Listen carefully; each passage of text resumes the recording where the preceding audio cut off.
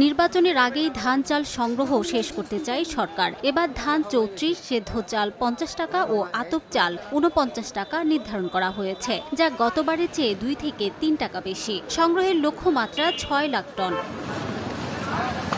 সরকারের এমন সিদ্ধান্তকে স্বাগত জানিয়েছেন কৃষকরা। রোপা, আমন, কাটা, মাড়াইয়ের শুরুতে ধানের দাম নির্ধারণ করায় খুশি তারা। ফলন ভালো হলেও উচ্চমূল্যের সার, বীজ, কীটনাশক কেনাসহ প্রাকৃতিক দুর্যোগে বিপর্যস্ত কৃষক। বেড়েছে উৎপাদন খরচ, তাই নির্ধারিত ৩৯ টাকা মূল্যে ধান সরকারি ঘরে দেওয়া সম্ভব হচ্ছে না।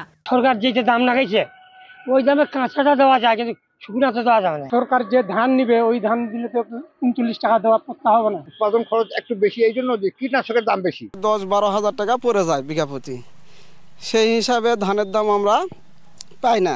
ধান সংগ্রহের লক্ষ্যমাত্রা বৃদ্ধি করে হাটে হাটে ক্রয় কেন্দ্র খুলে সরাসরি কৃষকের কাছ থেকে ধান কেনার দাবি চাষিদের। পাশাপাশি গুদামে ধান দিতে গিয়ে হয়রানি বন্ধ এবং হাটে ব্যবসায়ীদের সিন্ডিকেট নিয়ন্ত্রণের জোর দাবি তাদের।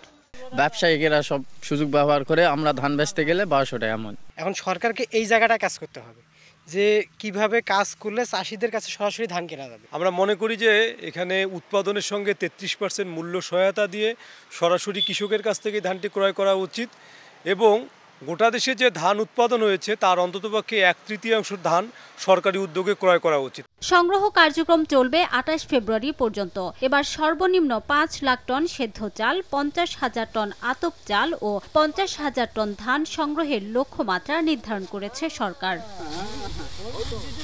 রিমু সিদ্দিক, সময় সংবাদ।